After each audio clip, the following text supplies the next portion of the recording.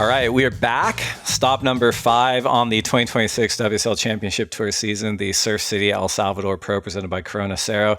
It's done and dusted, won by Carissa Moore and Leo Fioravanti in impressive fashion at Punta Roca. So congrats to both of them. This is the Lineup Podcast. I'm Dave Prodan here with one of San Clemente's finest in Tanner Gudauskas. Tanner, so good to hang with you on the ground in El Sal. We all enjoyed your insights on the broadcast, and now we've got you on the lineup to digest what we just experienced at Punta Roca, and maybe with an eye on this next stop that happens in just a few days in Saquarema. But before we get into the analysis, for listeners out there that might not be familiar with your background, what's kind of the 2-minute version of Tanner Gudauskas' story? Yeah, like the elevator pitch, Tanner Gudang story. Well, first of all, thank you for having me on the lineup. This is awesome. Long-time listener, first-time caller. Sort of a factor here.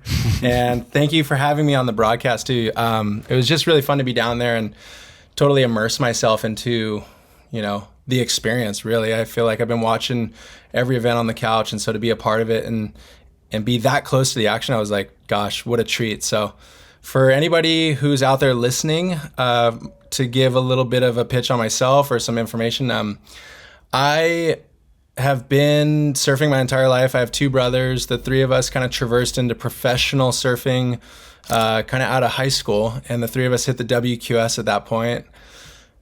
Kind of climbed up the rankings. We started riding for Vans, and we're a major part of their surf division here in the US, and got to be a part of their whole global campaign. And we did all these series called Down Days, and they made movies called Getting Classics. And Pat and I ended up qualifying for the tour, so then we were traveling together on the CT. And then we started up a foundation called Positive Vibe Warriors, and we were doing some board drives, most notable in Jamaica.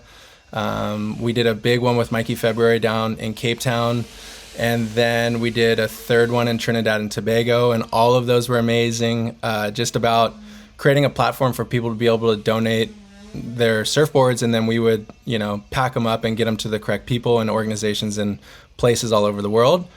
And then that journey, to be honest, as I look back on everything, it was always about just having fun and kind of getting in the mix of whatever surfing would offer.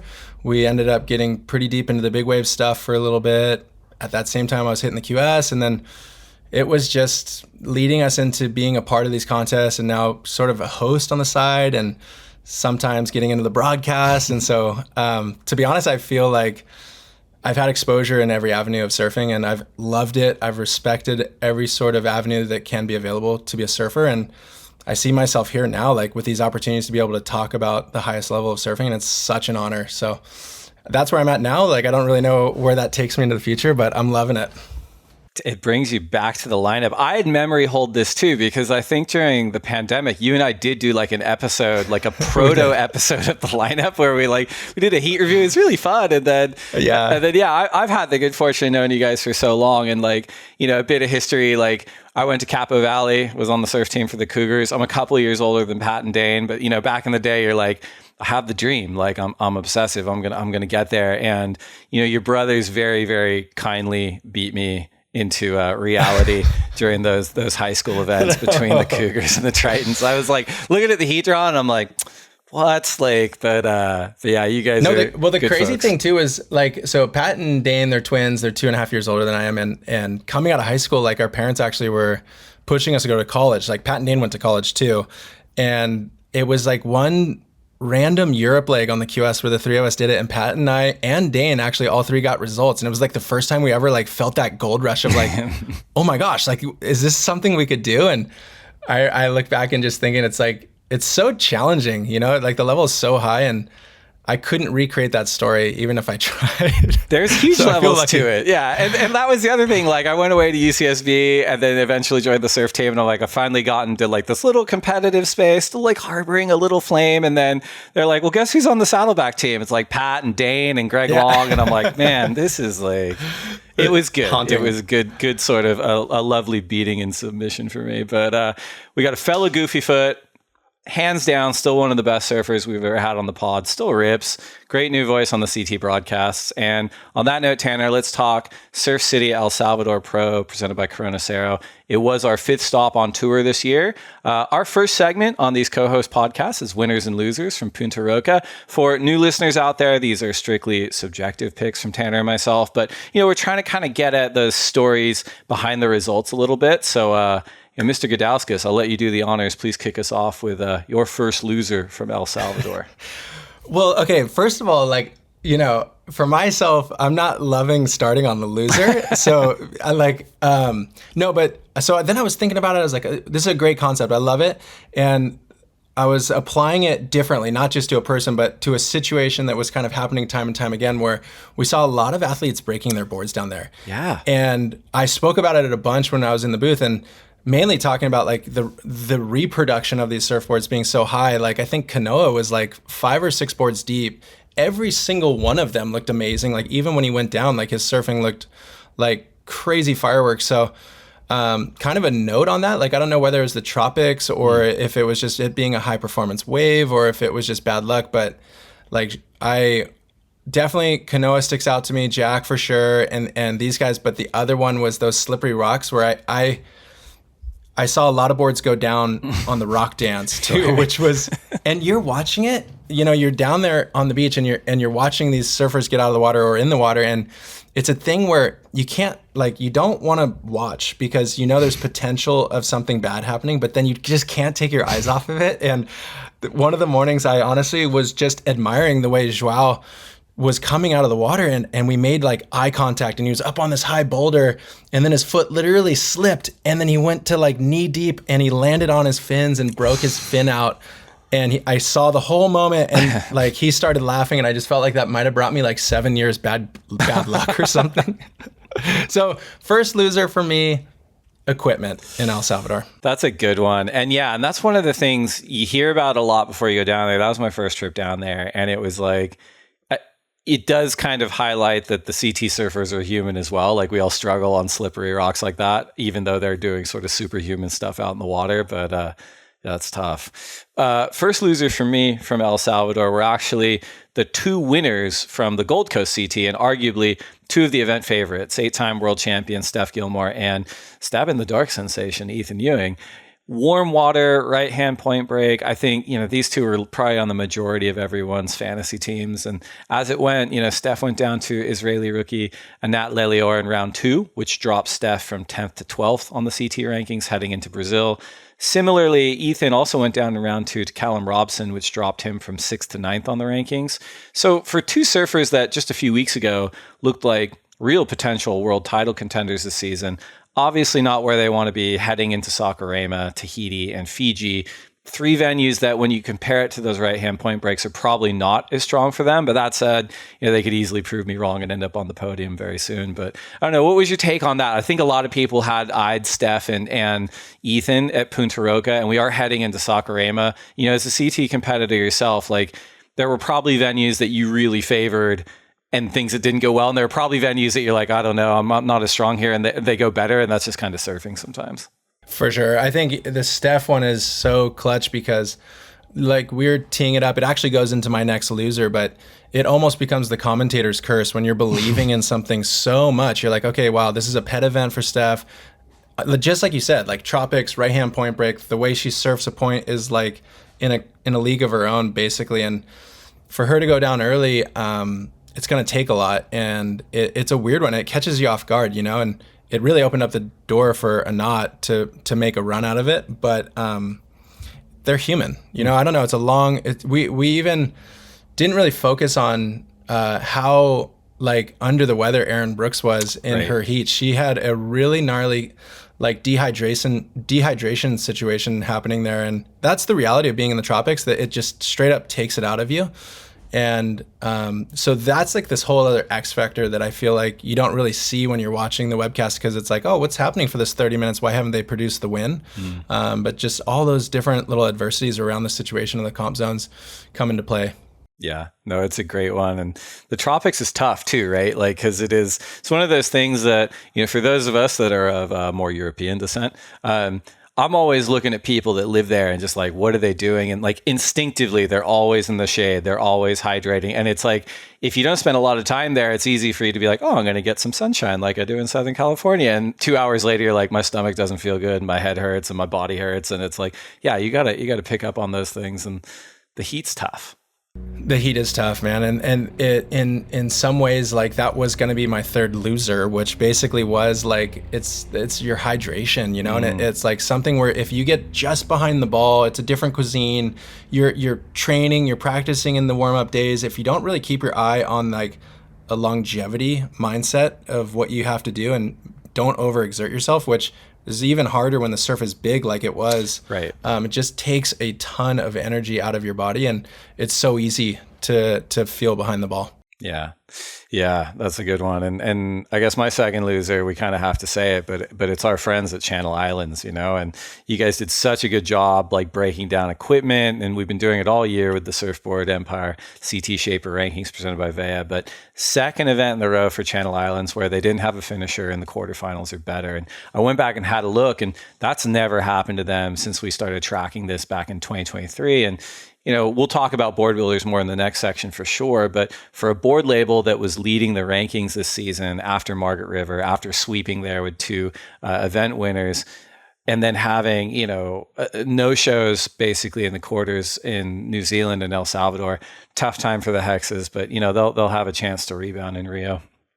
Yeah, and it's an interesting one because the boards, the models for CI, they looked really good actually. Yeah. Like Brisa Hennessy put together a really great heat against Carissa, and that's the one that pushed Carissa to do that really rad buzzer beater air reverse. This is really random, but this morning actually I got a call from Mikey Febbs, and we were talking about a different project that he has going. And I was like, dude, I just got back from El Salvador. Like, how fun is it to see the CT guys riding your model? And he was all stoked, and he was saying that because Medina, even though Gabriel Medina is not riding the CIs in the event, he's been free surfing on all these different shapers, and the Mikey Febbs shortboard is one of the boards he really likes.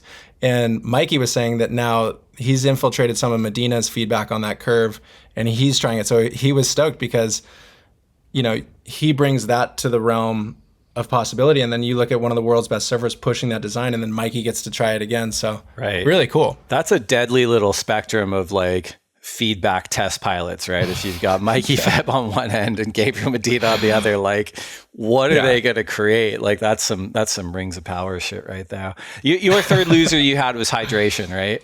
Yeah, let me just go back and be clear with my losers. So it was hydration in the sense that like that's a challenging environment, you know what I mean? And like that I think being there myself, and I free surfed the one day where it was on hold. I didn't really even realize that I was calling the heats out, and to do one paddle up the point after a really long wave, like we had those Apple Watch stats, and you're looking at it and being like, cool, like that's a really long ride. But to put it into perspective, like doing that once, twice, 3 times in one single heat, 30 minutes in the middle part of the day, like, dude, I hope you go back to your hotel room and get into an AC situation and just start hitting electrolytes, because it's next level. It's so hot, it feels like it's coming from inside of your brain. It's heavy, yeah. And I'm a recent convert to electrolytes. I cannot recommend them enough in the tropics. I was like, 1 a day, maybe 2 a day. It's important to maintain. Yeah, the third loser for me coming out of Punta Roca is more of like a general group, but you know, we're 5 events in. And it really is like anyone that hasn't had a breakout result yet. So I'd kind of consider that like we track on the CT Shaper rankings. Quarterfinals are better just because the clock is ticking. And if you don't change momentum for your season at this point, the difficulties, they tend to compound. You know, you've got that lower seed, you're drawing higher seeds earlier. It's really cutthroat with the straight elimination. And, you know, it's a pretty substantial group at this point. You know, on the women's side, there's 8 women that haven't cracked the quarters yet, including, you know, potentially heavy hitters like Sally Fitzgibbons and Vahine Fierro, Aaron Brooks, Tia Zabrowski, Brisa Hennessy, and others. And then 9 of the men haven't made it. Including, you know, Jake Marshall, who's really reliable usually, and Zhao Xianka, who's a really elite talent, Eli Hanneman, Jordy Smith, he's been hurt, of course, but he's still there, Seth Moniz, Ramsey Bukayam, and a few others. So I guess the potential silver lining is this upcoming event in Saquarema. It's a beach break, right? So that I'm interested to get your take, Tanner, because I'd imagine it creates a little bit more of a roulette atmosphere in terms of heat predictions. Like the entire CT field is so good that anyone can kind of beat anyone else. But if you throw in a little more unpredictability in terms of the venue, like a wave like Ituna, and the surfers in that group can maybe kind of get on a roll there. I would agree with that for sure. Like, and that, I think if you're going to snapshot directly into the venues, but I feel like it was really cool to kind of come into El Salvador, which is at an interesting point in the year. Like all of these surfers basically sprint pace in Australia and include New Zealand into that, because those events are back to back to back, and it can become a bit of a jungle ball when you're competing in back to back events. You're always looking at the very next one, like, and those guys and girls that can create rhythm in that, they can make so much gains. So there's that crew of people that you're talking about that like get left behind, not finding that rhythm, and then you need that pivot point in the year, which basically you're looking at El Salvador and Rio, and you need to come out of those two events with like a big result.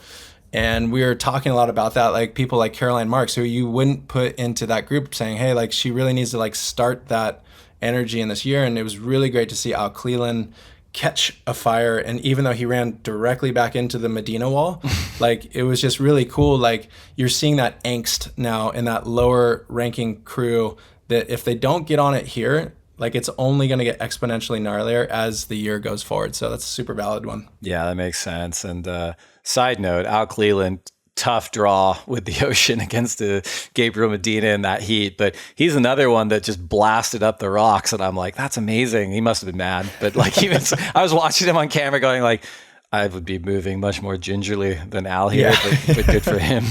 All right. So go on. Sorry. I was just going to say, if you told Al Cleland, though, like you're going to paddle out in this heat against Medina, and all you're going to need to do is get a 2.5 or under a 3 to make it, just no way he's going to believe that, because that heat was just an anomaly, like to see that play out, and really good on Medina's part to just keep his head in it and just do whatever he needed to get it done. But for Al, like waiting into that last minute and then just like riding a wave, but it comes up as a 1 point fractional score, like tough, you know, that's a really tough spot. Yeah. Well, I know you're a little averse to starting with the losers. We've gotten through it. Let's switch gears here. Who's your first winner coming out of Punta Roca? I just love celebrating things. That's my deal. For me, like, okay, I always love those stories of any surfer pushing into like a quantum leap perspective of just like, you can tell as a viewer, like they're going into areas and realms and ranking that they haven't necessarily been. And Anat Lilior, I've watched this whole year, and I just think she has a really cool approach on her backhand. Like really fundamental, powerful, simple. It's like you watch it and there's no extra noise. It's just big turn, big turn, big turn. And at the same time, I was working with Sawyer Lindblad in that event. And so we were analyzing a strategy to come up against Anat. And you had to take her very seriously because you knew she had the potential coming out of that Steph Gilmore heat.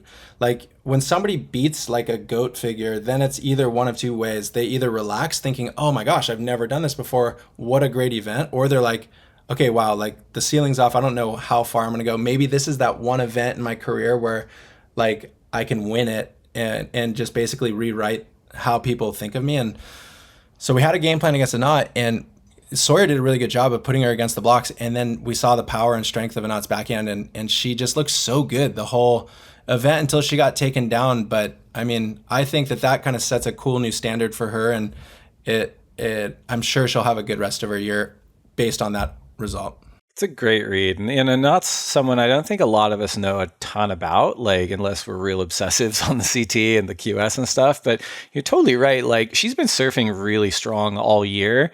And it almost seems like her approach, particularly on her backhand, is so void of like messiness and so void of noise in a way. Like she just is like, there's a section, I'm going to smash it. I'm coming off the bottom. I'm reading the next section. I'm going to smash that too. Really, really impressive. And glad she got a result there. And a little bit tied to my first winner. And you know, coming out of Punta Roca, my first winner in one part are the 2010s or women's world champions from the 2010s, but also just women surfing in general. We obviously had 2-time world champion Tyler Wright and 5-time women's world champion Carissa Moore. Both of them are in the final.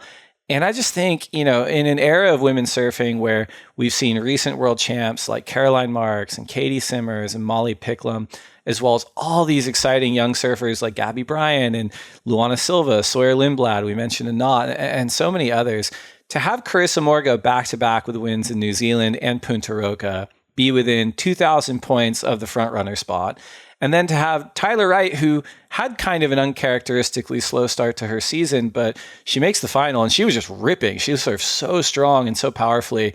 It's just really impressive. And I think it's just one more data point this season that, you could make a case that 2026 kind of has the most potent concentration of talent on the women's CT, maybe in history.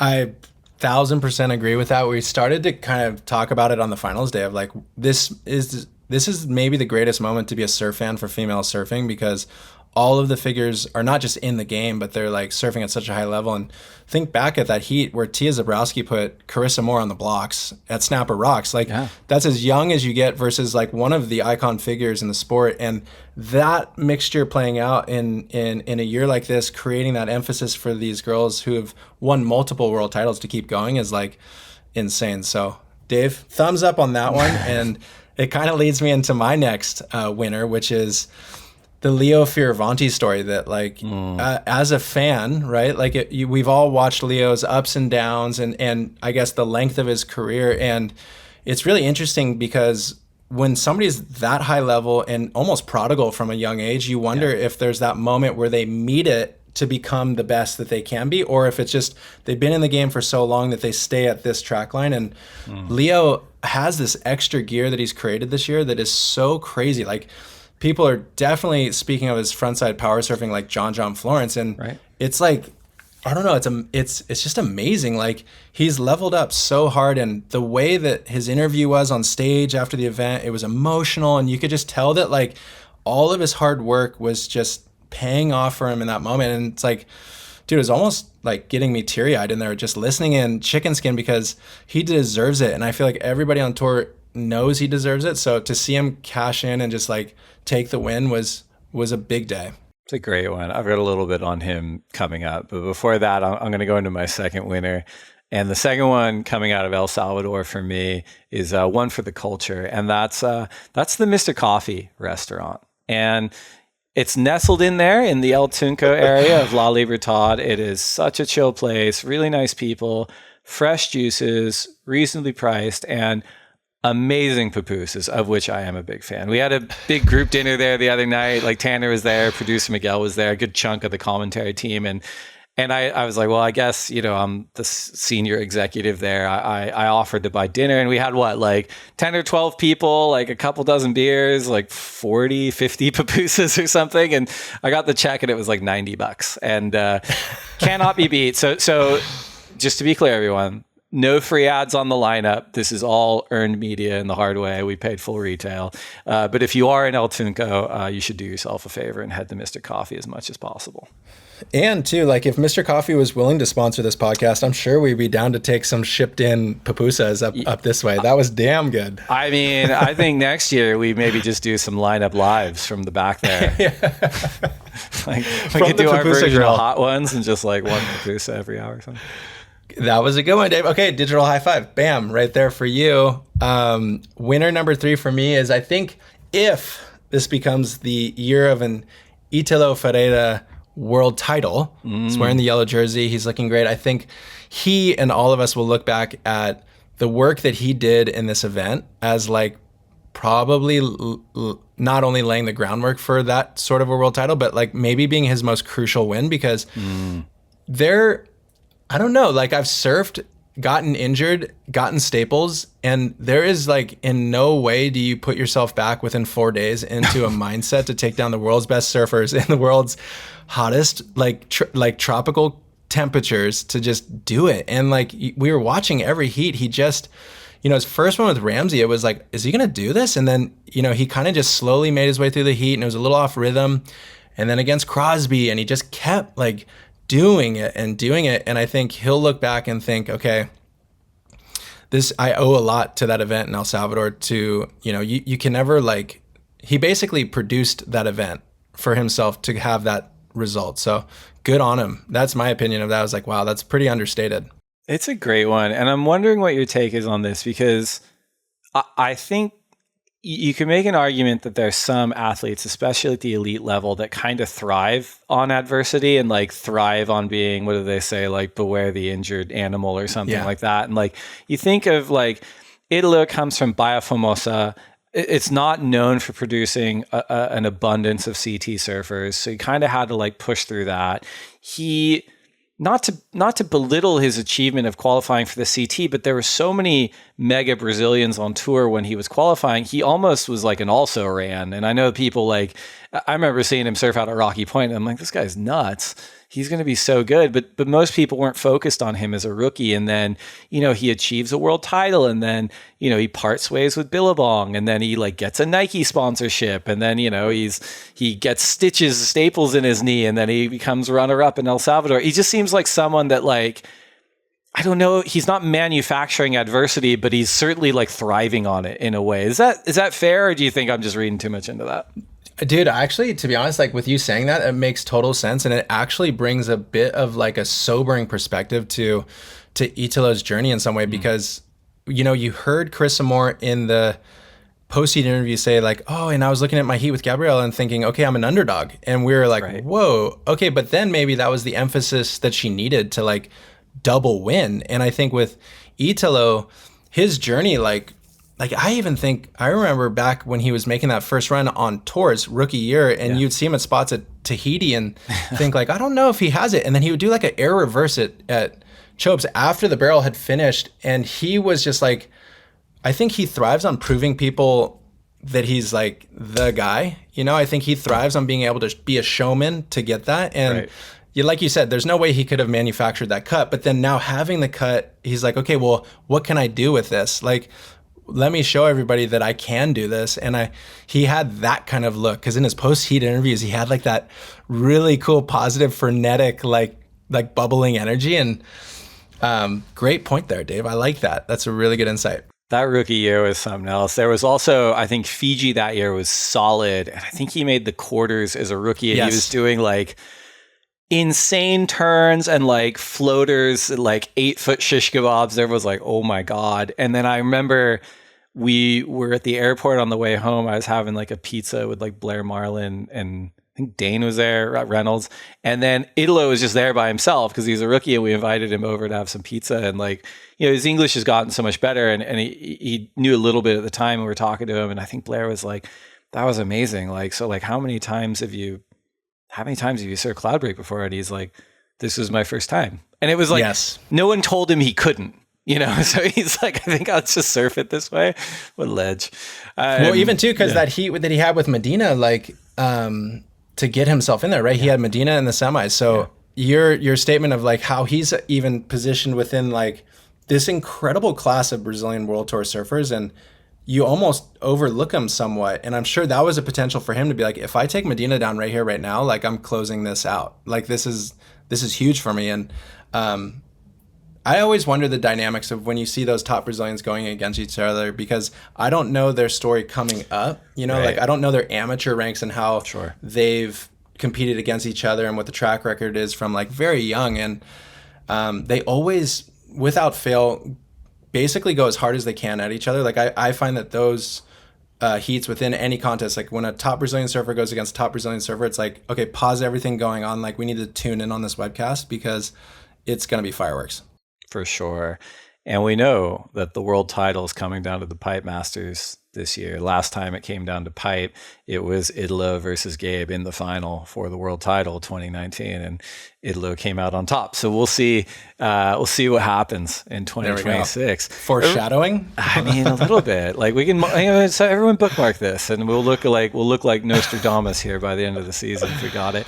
That does relate to my third and final winner, and you mentioned it already. And it's the Italians for me. And of course, on the back of Leo Fioravanti's very first CT win, something that I'll speculate might be, at least a moderate to wonderful balm for a country that has failed to make the World Cup 3 times now in a row, has won the World Cup 4 times, but has not made it the last 3 times. And I mean, you mentioned he was like like a wunderkind, right? We all knew about Leo early on, but in a weird way, I think he's almost underrated. And I know that sounds bizarre, but he's from Italy, in some parts discovered by Australian Stephen Bell, who was living at France at the time. Early age, put him on the Quicksilver Young Guns program, global travel, mentorized boat trips, like mentored by the likes of Kelly Slater. He was just on tour a lot too, like as like a 12-year-old. I remember like, who's this kid? And he was just around. But that is a lot of advantages. But I think for some reason, the surfing world is like, he's very good, but he's also from Italy. So we kind of have to see it to believe it. And I think people still undervalue like his shot at a world title, but like, you and I think we're talking about it with Chris Cote on the way down there, and we're like, you look at Leo's surfing, and there's not any gaps in it. He charges. There's great power on rail, really good style, good in the air, forehand, backhand. There's no gap, right? And, he wins the event handily, he vaults from 9th to 3rd on the rankings. And I think if he's in the mix come pipe, like, there's a great chance that Italy is going to get their first world champion, which, I'll speculate again that might be enough for them to survive a few more World Cups. Wow. I just loving these World Cup digs. And like, the big thing is it's the passion from Italy, right? Like, and Leo is a byproduct of that. And it's the way he competes, because everything you're saying is correct. He has every tool in the shed, but I think the bedrock of his whole program is he's competitively sound. Like, I feel like we saw it in the Marco Mignot heat. Like, everybody competes against Marco Mignot, I'm sure, with some form of fear, because you don't understand what he's going to pull out at any given time. And within the first 5 minutes, he had one wave with 2 full rote air reverses, and then another wave that he backed up with like crazy power surfing into a full rote alley-oop, like claim, has the entire beach just like on edge. It's the story of Marco Mignot, and that right then pivots into Leo's 9-point ride, one of the highest of the whole event, and he's able to just move through things. Like, I don't know, that's like, cool, that was a rad start, Marco. Like, here's how I'm gonna start. Right. And then it's just, so I think to be a world title contender, you need to possess that like X factor and that special gift, and Leo absolutely does, in my opinion. So that was a phenomenal pick, Dave. Well, that's winners and losers from Punta Roca, and we're going to take a quick break. And when we come back, we're going to talk about something that we have maybe not had a more appropriate guest to talk surfboards with. But don't go anywhere. We'll take a quick break. We'll be right back. Welcome back to the Lineup Podcast. I'm Dave Prodan here with Tanner Gudauskas. Tanner, it's time to talk about surfboards. We've got the Surfboard Empire CT Shaper Rankings presented by Vea. Measuring the performances of the world's best board builders this season.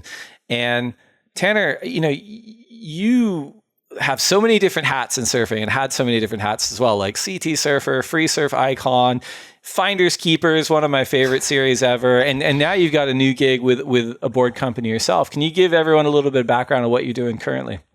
Yeah, so a little over a year ago, I ended up getting the offer to come in as the brand manager for HaydenShapes in the United States. And I had been with Channel Islands for 22 years. I started basically like as just a Grom on the team. And at that point, like looking up to guys like Rob Machado and Kelly and all of them, working my way up through that team, getting pro models, and then at the end of it, just being in that crew of people that were like behind the scenes working with Channel Islands. I never really wanted to leave and never saw myself leaving. But I thought that this opportunity was just it was like an adventure that I wanted to go on. I think everybody knows of HaydenShapes and the brand worldwide. He has the most highest selling surfboard in the Hypto Crypto. And the way he communicated with me what he was hoping to do with the brand felt really similar to how Britt was talking about it when he ended up buying the brand back of Channel Islands. And I just thought like, gosh, you know what? This is a time in my life where I think this would be a fun path to follow. And it really has been.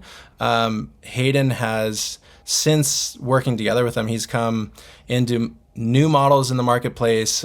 We've worked together to create like a sort of a bedrock of his retail relationships here in the United States, and the brand is thriving. We have new team members like Balaram Stack, and he's lifted an entire new PU program, which I guess brings me full circle into like It just won Stab in the Dark recently with his model, the Dark Noise. Ethan Ewing picked it, obviously without even knowing it because of that concept. And as a scouting trip, I would say, he wanted to go to Snapper Rocks and get involved to see the CT ecosystem of surfers and see the Shaper rankings. Like, basically, how does a brand operate being within the Shaper rankings? And it was perfect because you couldn't have found a better venue. We ended up like rubbing shoulders with all of these guys. Like, Marcio's there, like Britt's there, Matt's there, DH is there, GS is there. And what I saw at that point is what you guys have created with that whole like rankings has pushed the element of performance designs for all of these brands. And Hayden's trying to crack the code to get in. And it's really exciting to be at the brand now and working with them and saying, hey, like, Shaper athlete relationship is paramount because they push your designs forward, and then great marketability behind it, like making it concise for the viewer and the customer to be able to buy it, understand what the board does at the retail level is like the part 1, 2.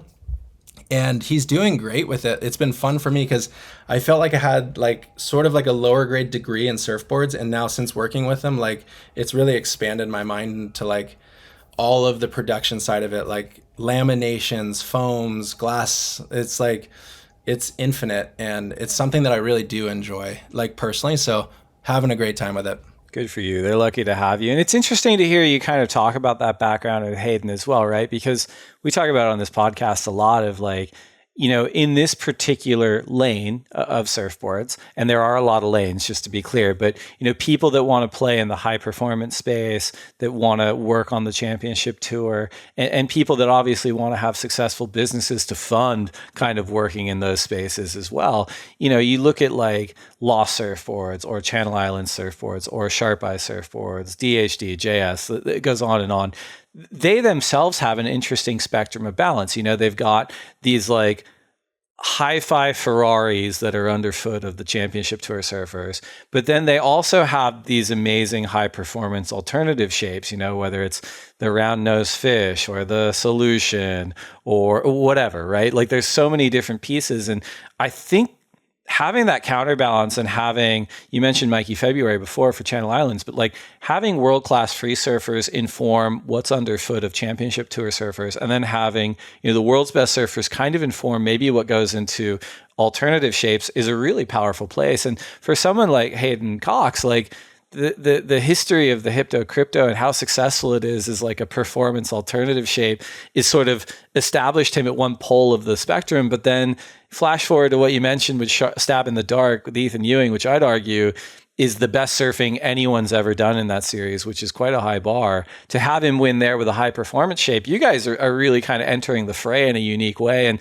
I won't ask you to betray any secrets, of course, but like, would you, in your estimation, over the next 12 to 24 months, what percentage would you put on it that there may be an HS underfoot of a CT surfer?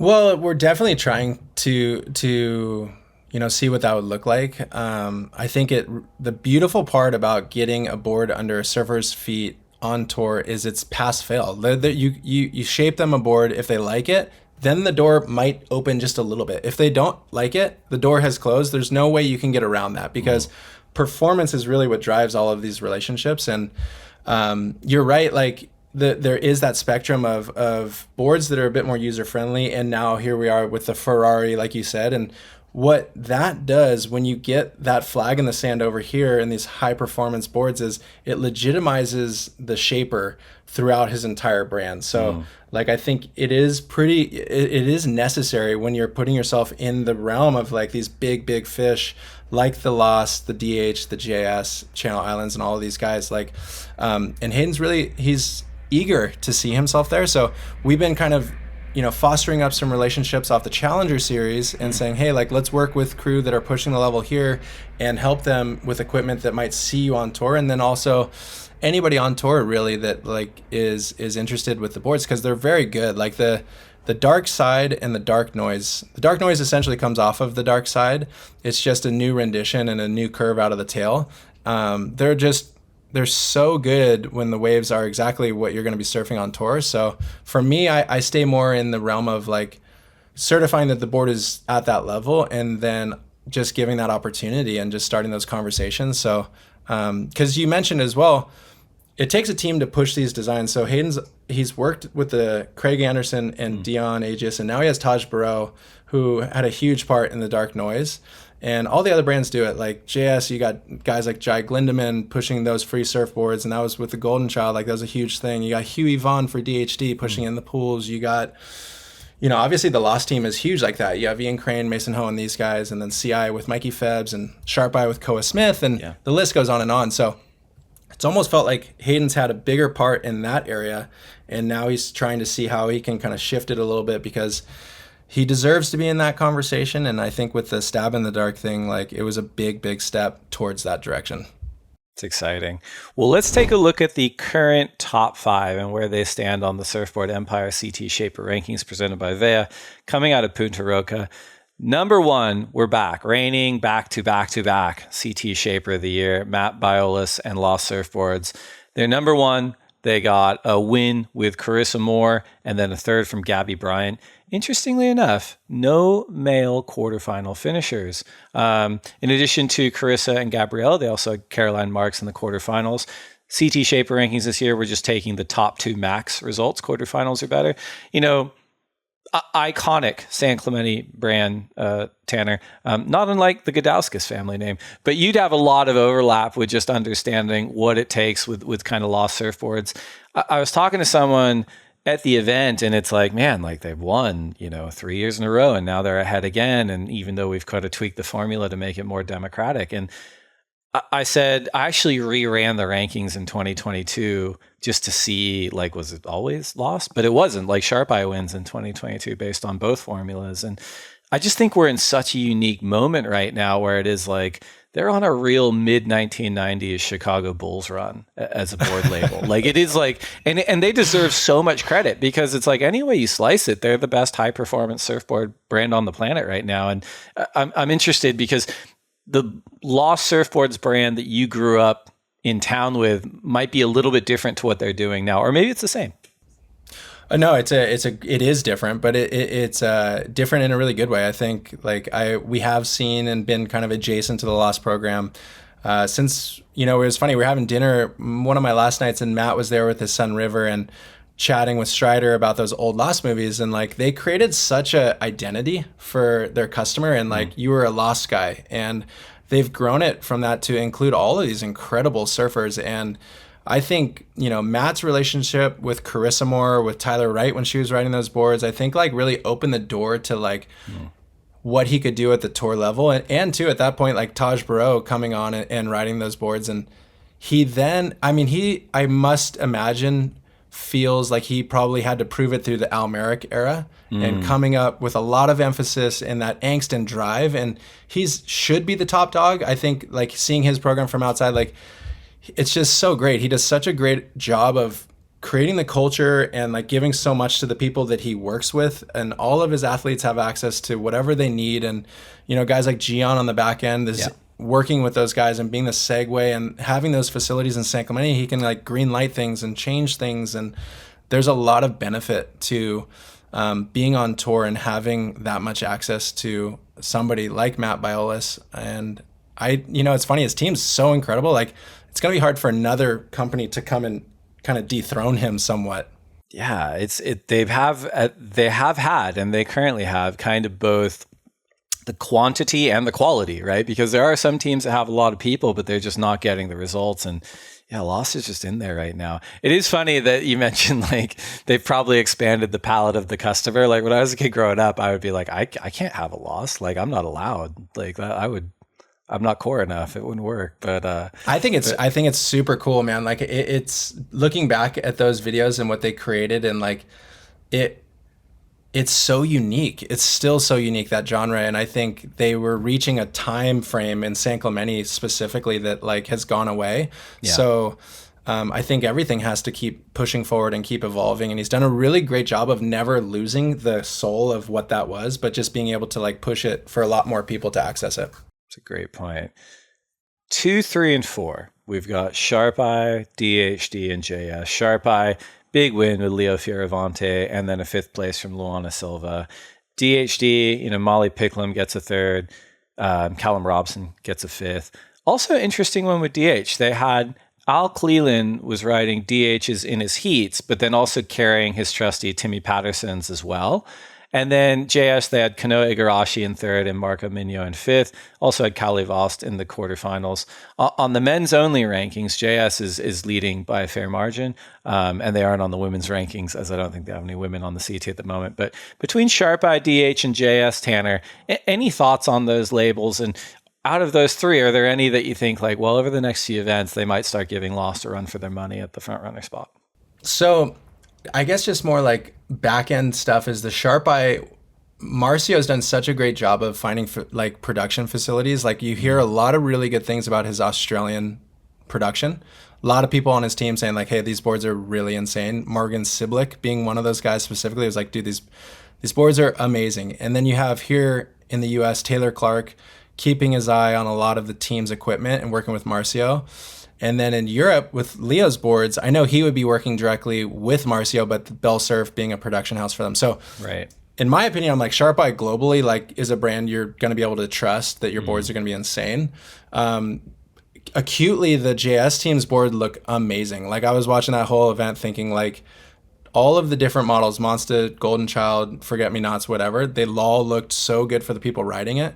And DH to me is like, I don't know how to say it. It's almost the gold standard, but it's because I think of it through the Mick and Steph lens still. Like he's just, if you want to be like competitively going, like it's a great place to start. So I feel like seeing Al grab those boards, it's not like he's going to, I don't know, but it didn't seem like he was like committing to DH. He just was trying them and it was a good board. So he was still keeping his T Pattersons in the mix, and seems like somewhere I would go too. I would just think like, it's trustworthy. The Juliet looks unreal. The DNA looks really unreal. So nothing wrong there. It's a great call. We touched on these crew a little bit earlier, but obviously Channel Islands, a brand that you've got a lot of history with. I've got a lot of friends there. Tough outing for them. And it's interesting because you mentioned like the boards look great. The surfers look great. Like Lakey looked awesome in the free surfs. Like I did have her on my fantasy team. She ends up going down to Tyler in round 2. Brisa looked awesome as well. She went down to Carissa in round 2 as well. Both their opponents ended up in the final, so sometimes those events just happen. Bella went down to Katie Simmers in round 2. That's the best I've seen Katie surf in quite a while.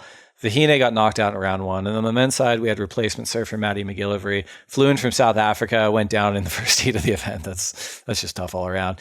And then George lost to Zhao, friendly fire round 2 heat. Zhao ended up losing in round 3 to Kali Vost.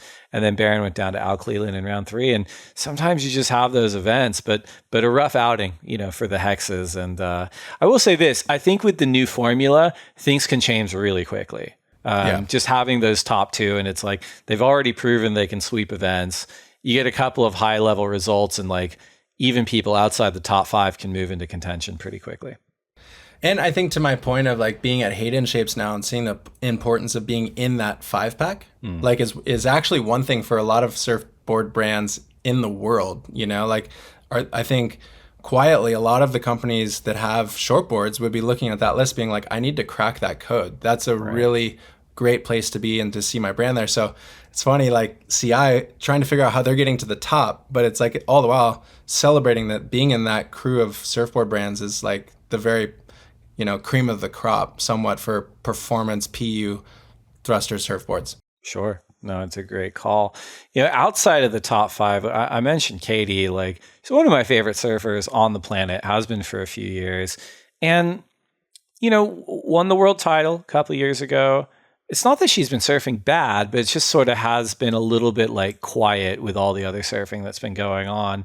This year she starts on tour. She's riding the Sharp Eyes and heats. She looked great, but didn't quite get those results. And that round 2 heat against Bella Kenworthy at Punta Roca, I was like, this is the best surfing of the event I've seen, hands down. Like her timing was perfect.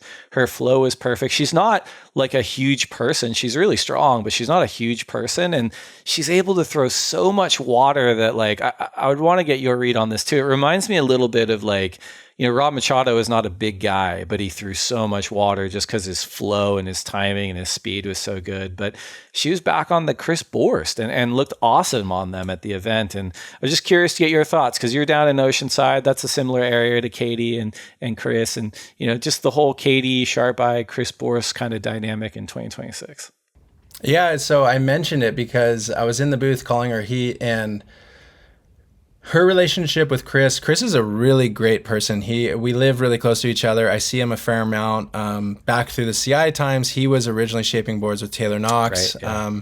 And was one of the first guys to adopt like those Aku machines and the CNC cuts at the highest level. He himself is like this ex-pro skateboarder. He has a facility at his house that like the U.S. skate team comes through before the Olympics. They all skate together. Wow. He's truly an athletic person. And, he, with Katie, has had a really like almost a John Pizell relationship where it's like, it's so singularly focused on one athlete, and they push the brand to this high level, and then the ecosystem comes after it. And I think with Katie, sometimes like I've never seen it with John. He's stayed very loyal, but like Katie might be at a point in her career where she's wanting to include more feedback and vocabulary to what she knows about surfboards. And ultimately that expands it. Like you see it with Katie grabbing like Ryan Birch boards and like, these other shapers, and that like, it's like, imagine having black and white film your whole life. And then all of a sudden you get a roll of color. You're not shooting the same way. You're like looking at different things. And ultimately you bring it back to the equipment that you're going to compete on. And the goal of that is hopefully it pushes you a little bit further. I think the Sharp Eyes look really great for her. That would make sense with the relationship that she could produce with Taylor and these guys down in San Diego. But I like how she's playing it. Like, don't make a brash decision to change up your equipment, because your equipment when you're on tour is like the most paramount thing that you have. It's your tool to express your skill set in these heats. And if one board is able to best the equipment you've worked your whole life, then that board actually is very important. You either take it back and work on that with your shaper, or it becomes your new road. But like one singular board doesn't uproot like a relationship as deep as what she has with Chris Borst. It's well said. I really liked your black and white to color analogy. We'll get producer Miguel to get the rights to Paul Simon's Kodachrome. We'll just play it underneath. Hey, did you notice anything else just as far as surfboards went in Punta Roca? Like, I mean, outside of just like the top 5, but just kind of what models people were on, like anything about maybe some of the shapers we didn't mention so far.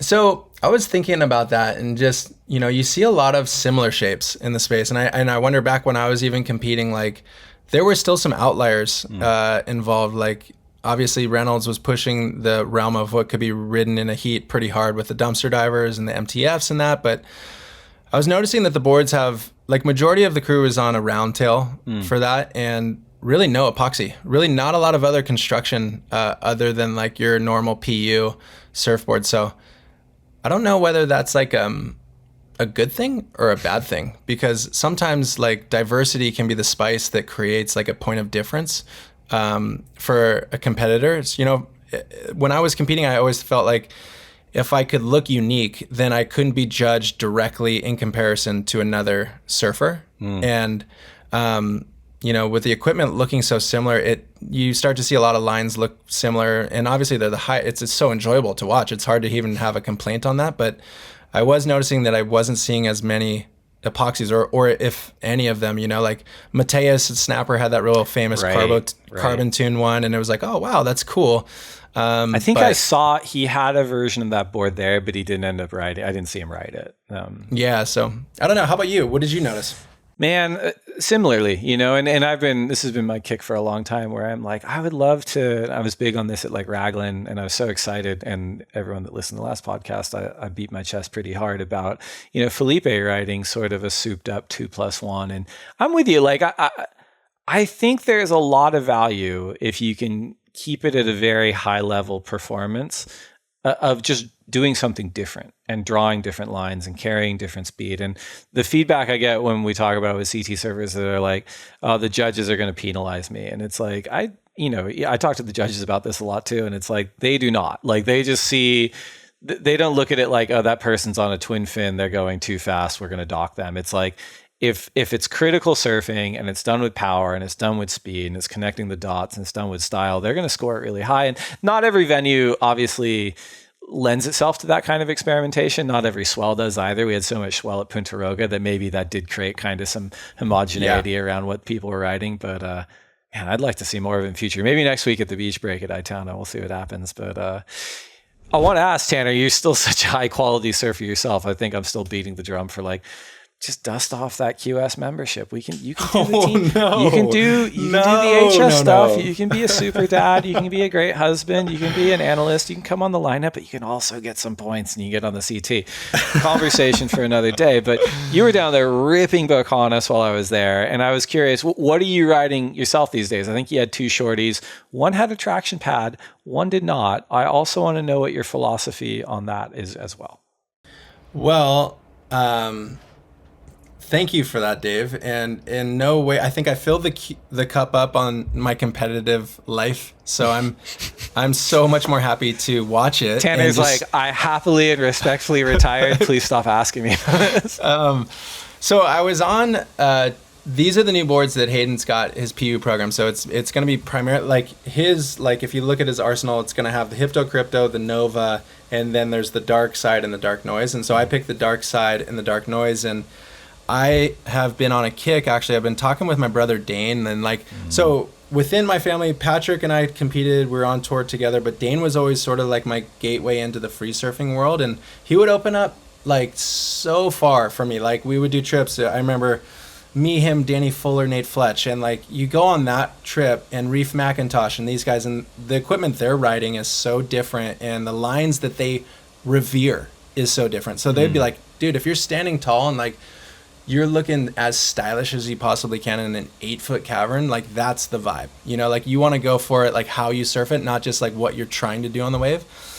And so like I'm at a point in my life where I still love trying to push myself. I still, I love all of that good stuff, but I want to keep progressing things that are different. And Dane has been a huge proponent of like, he's given me all of his skip fries, these single fins and like these bigger, longer boards. And don't just ride them once, Tanner. Like spend a lot of time on these, because eventually you're going to understand like the difference of pushing and thrusting through your turns to like waiting and gathering a trim on a wave, which then allows you to get a different line. And to be honest, the person I see doing it so well is Katie Simmers. You'll see her like hold off on some of her turns to allow the wave to set up, and then she can tap into the speed again without just like going and going and going. And it looks a little bit more elegant. And so the theory on the no pad has become more relevant of your stance on a surfboard. When you have traction, you're locked in and you're ready to go, which if you're talking to Herb B. Fletcher, which you should be, that's how you're going to push your performance, and you're going to be as radical as you can. But when I want to get a line that's a bit more fluid, I think the fact that I'm moving my back foot around a lot more, bringing it back up in the middle part of the board, pushing it back, over time, I think helps my style at large. And I've been way, way inspired on it. And I think like, not that I'll stop riding pads, but I just think it'll become a bigger part of my appetite on surfboard equipment. So that's the theory going on there. I love it. We're going to take one more quick break to get a word in from our sponsors. And when we come back, we will be answering your questions. Don't go anywhere. All right. Welcome back to the Lineup Podcast. I'm Tanner Gudauskas. I'm here with Dave Prodan. Dave, it looks like we have some Instagram questions from the folks at the Lineup Pod on Instagram. So, these are kind of fun. Let's get into it. Here's the first one for you. This is from @Hi2Cisco. Question: what did Leo do different to prepare for this season from previous seasons? Man, that is a good question. I'm not too sure. Tanner, you may have better insight than I do here. And I don't know if anything different is happening with him in his preseason prep, but maybe it's just more of like a steady evolution for him. He trains so hard. He's just getting like stronger and stronger. And we talked about there's not really any gaps in his surfing. It just seems like he's leveling everything up, and we're almost, I think almost unquestionably, we're seeing him at the most dangerous he's been so far. Like he could continue to level up. I don't see any reason not to. And I might get the timeline wrong, but I think he also got married this offseason. So if so, mazel tov there. That's something different. But there we go. I don't know, Tanner, do you have any kind of insights being a former CT surfer yourself? Are you seeing anything different from Leo in his prep? Maybe even not for the season, but just maybe at the events, like getting ready for his heats. I think probably like, his wife, they both live on the North Shore of Hawaii. So it's like when you talk of Leo, it's like, oh, he's this Italian surfer, but really like he bases out of the North Shore of Hawaii. Right. So it almost feels like that exposure to great waves, power surfing, all of that by living there over years is now reaching this moment where it's like his core identity is like such a powerful surfer, and he's presenting a little bit different, not like an overnight switch like you're saying. Like I just think putting those seasons in kind of just subconsciously changes you. That's such a good point. Like it's almost like we're always talking about how amazing the North Shore surfers are, but the knock on it over the decades has been like, well, why would you leave? Like it's paradise in a way, and it's like they're not always the most competitive when the waves are less than inspiring, but it's like you take kind of the North Shore power thing. I think you even said like his turns are starting to look sort of John-esque. The North Shore power element to like someone that's been bred globally to be a competitive savant. And it's like, maybe that's a good point on why he's been so dangerous this season. But we should give his wife credit, I think. His wife should get all the credit. Everybody should give their wife credit. That's probably what we all should be saying. Let's get into this next one. How do you feel? Can I throw you one more? Maybe two? Are you open-minded? Let's do it. Okay, this one comes from @CoreyJamesWalker. Question. Why didn't Liam get a resurf? Really not fair. Renato explained and still no amendment. So that's Corey's looking for an explanation. He wants an explanation. I take it back. I don't want to answer this question. And it's a fair question. And we got it a few times, I think. But yeah, I mean, I'd be interested to get your take on it too, because you guys were on camera, right? But like, it's a huge bummer because I think it happened right at the start of the heat. And, Liam also, like we said with the Gold Coasters, would have been an event favorite at Punta Roca. He surfs that wave so well. He's been on such a heater this year. I think part of the situation happened off camera during the commercial break between heats. So when we caught up on camera, it was like a really weird thing. We're like, these are two really great surfers. They're really smart. Like, what the hell happened here? But as it was discussed between Liam and the tours department after the heat, Liam said he didn't check the priority disc because he assumed he had it as Callum took the ski while Liam was paddling. The disc showed Callum had priority, which he did. Callum knew it, so he went. Liam didn't check. He thought he had it, so he went. And it's just kind of like a bummer all around. But totally. What was your take on it? Maybe I can't remember if you're in the booth or for that one or not. So I was in the booth. So I didn't have like the outside perspective. I was literally looking at a screen and just calling it. And it was super confusing because I'm like watching. I'm like, there's just no way that this is happening via how like competitively savvy both of those guys are. But I caught up with Liam afterwards. And after the dust settled, like honestly, it was later that afternoon. He was mellow about it. Yeah. And like, it was probably, he felt a little bit, no matter what happened there, it was a split decision thing where it was like, suspended priority being called in one or two ways. It's like you probably in hindsight just need to be really on top of that game before you're going to ride any wave. And if you are dropping out on somebody, triple check that line. And it was a tough one just based off of like the merit that nobody wants to see Liam O'Brien go down. Like he's such a good surfer and he brings so much to the competitive scene that to see him go down early in that heat, it was almost felt like this backyard brawl had just like kind of ended like way early. So it's a good I was point. Bummed on that. And like with any of the surfers, like interferences suck because we want to see people surf against each other, right? And like priority interferences particularly suck. And this one really, really sucked in that situation because it's like it is a sport. There are rules. It is competition. There are tactics, of course, but it's like it is at its best when it's just pound for pound, blow for blow, like seeing people try to outsurf each other. And sometimes the heats just don't go that way. Okay, let's not brew on this too long here because @Lonnie has another question. So here's your third one. My championship winners are Medina and Moore. Okay, they're asking who are yours and why. Oh, wow. Well, I'll abstain from making picks myself because of my day job, but I do think Gabriel Medina and Carissa Moore are really strong picks. And I will add too, like with the Pipe Masters sitting as the final event of the season, and the points being worth 1.5 times what they are at the rest of the CT events, you'd have to bet on people who are both going to be in the running and who are real threats out at Pipeline. And I think Gabriel Medina and Carissa Moore absolutely tick the ladder of being amazing out at Pipe. And they seem to be really on pace to tick the former. So really good picks. I'd add too that like Medina this year, I know he hasn't got the CT win yet. I think it's the best he's ever surfed on tour. And I actually think the Johnny Cabianca boards are like the best they've ever looked for him. He looks great. But Tanner, you're not bound by any conflict of interest day job like I am. So who are your picks for the CT winners this season? Well, I'm going to definitely say that I'm okay with these picks that I see in front of me. I mean, I think Medina, it's like seeing him not in the yellow jersey at this point in the year is like a really good thing for me. Like I know that once he's going to get back in on that thing, it's going to basically be super hard to take off. Right. He's gotten results like in the mix, you know, like even losing to Italo in the semis right there, like that's a huge third, and he's had a couple sneaky ones like that. So I think he'll line up in the South Pacific area and just start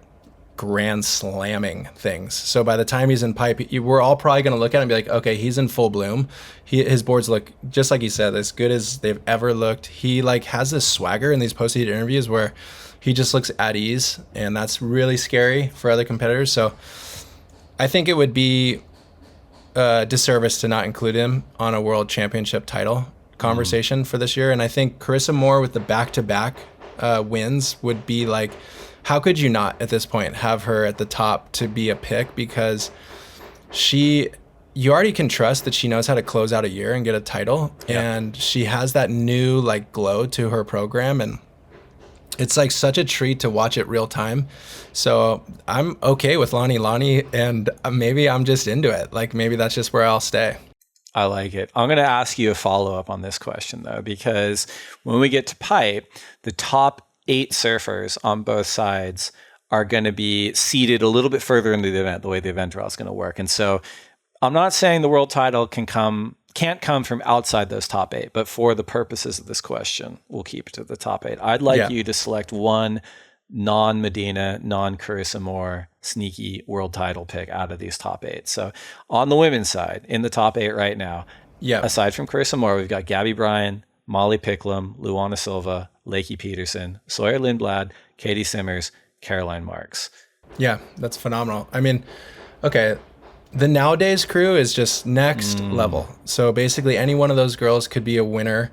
I am like, it's been really awesome and bizarre, like kind of getting into Sawyer Lindblad's corner like over time. So she asked me to help her at lowers last year, and then she's been asking Patrick and I sort of for help throughout this year. And then we connected her with Glenn Micro Hall because we got to work with him, and that opened up this huge chapter for her through Oz, and now put her in that conversation. And I think Sawyer has everything that she needs to be a world champion surfer, and I would love her to do it. So I would back Sawyer at that point to do it. Like that performance she put on at Chopes where she was charging and she has that in her, she could definitely do it, but it would be against like that whole entire crew of females that are so amazing. It's going to be a challenge.